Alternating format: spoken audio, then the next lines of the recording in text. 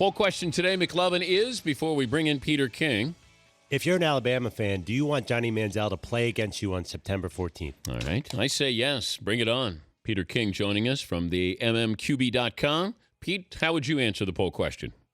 If I was an Alabama fan, Yeah. I would say absolutely, positively no, I don't want him to play in that game. It's all well and good to say vengeance, the tide is mine. But what if at the end of the day you play Johnny Manziel, he beats you, and you don't play in a national championship game because of that?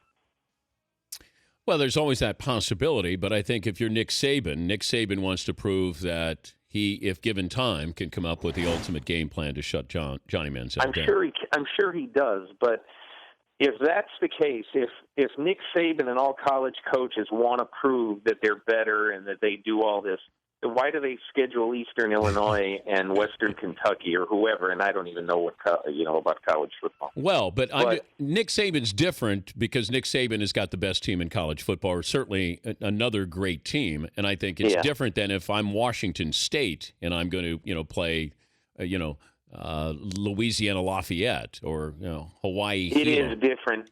It is different. I just think at the end of the day, I want to win that game so badly that I'm not out to score vengeance points. I'm out to score a win. Speaking of out to score, the Buffalo Bills quarterbacking situation with Jeff Toole, a pretty fascinating story here that, you're going to get a rookie in there with a rookie coach, and he's going to start. And it seemed like they had set themselves up. They had sort of an insurance policy with Kevin Cobb, with E.J. Manuel. Now it's Matt Leinart, number 2 on the depth chart. What can you tell us about Jeff Toole as your starting quarterback in Buffalo? Well, first of all, not so fast with Jeff Toole.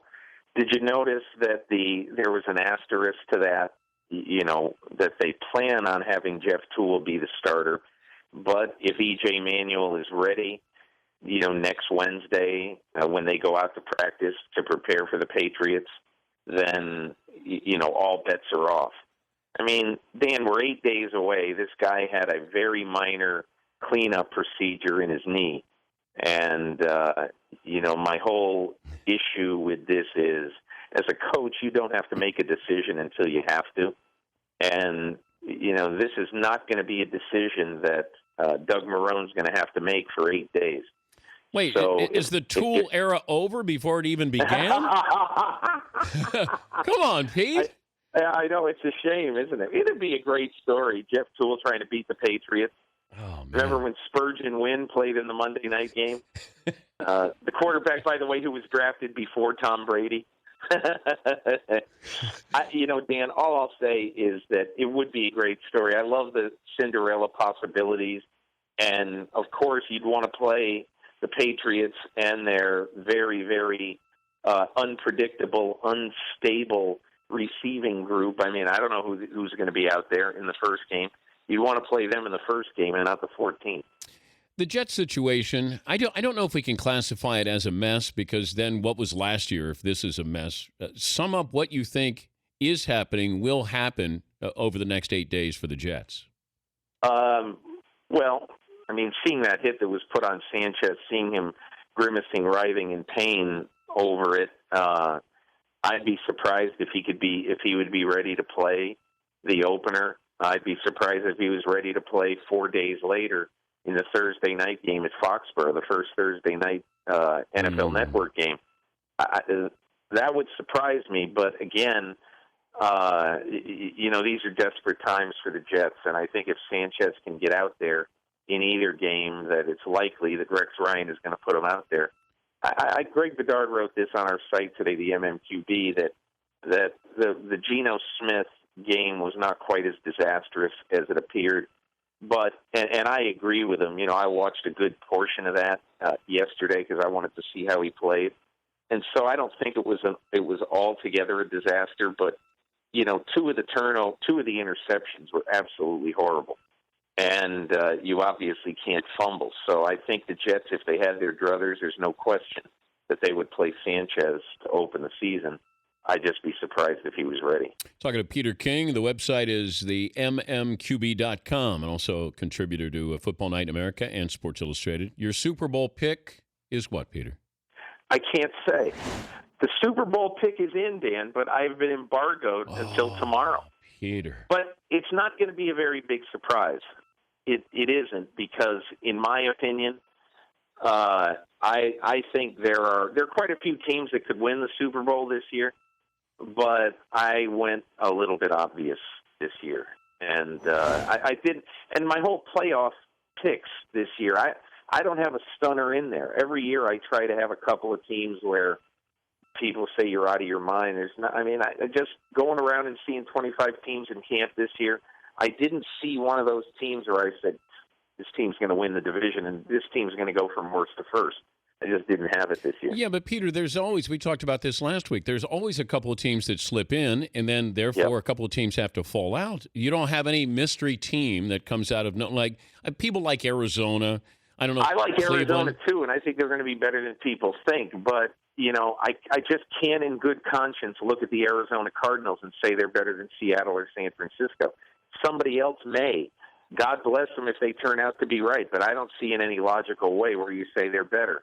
I mean, Seattle and San Francisco have a better passing game. They both do. Have a better running game. They both do. They both have very good defenses, at least as good as Arizona's. So if you're making that call, you can make whatever call you want, but I don't see how logically you make the call. Did you go San Francisco, Denver? No. I didn't pick either one of them. And that's my last clue, Dan. Are the Cowboys making the playoffs? No. What does that mean? You know what that means? Who knows what that means? But I think that means that Jerry Jones might be calling the Alabama area code. What is that down in Tuscaloosa, 205? Wait, that may mean that he's calling 813 to inquire about John Gruden. Who knows? I mean, it'll be an interesting postseason if they don't win. Oh boy. How would it be received? What, you don't like that? You don't like coaching speculation? Oh no, I love it. 10 days before the season. No, starts? I love it. Yeah, I love it. Let's already look ahead to next year. But but Peter, if the Cowboys don't make the playoffs, Jason Garrett's future is what? Bleak. But if they don't make the playoffs at 9-7, I think he's going to stay. I think that if they go 7-9, 6-10, 8-8, he's 7-9, 6-10. I think, barring some weird circumstances, he's in big trouble. They go 500 or above and don't make the playoffs. Who knows? That's going to be a Jerry Jones call.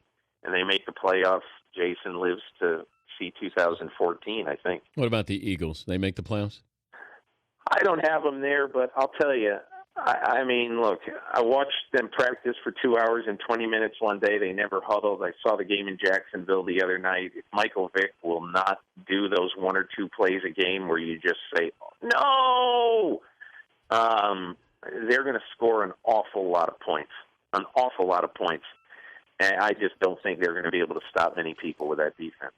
The obligatory Tim Tebow question, does he get cut this week, next week, or, as you said he would, make this team? I think he's going to make the team, but I have no inside information about that. I just think that Bill Belichick looks at him as a difference maker. And the reason why I've said I think he'll make the team is that the day I was at practice, the first unit of the punt team came out, and there was Tim Tebow. The Mike Westhoff Alumni School of Punt Protectors, there he was as the punt protector for the Patriots on the first unit. And so I just said that, that's at least that they're operating under the thought that he's going to be the punt protector, at least for now.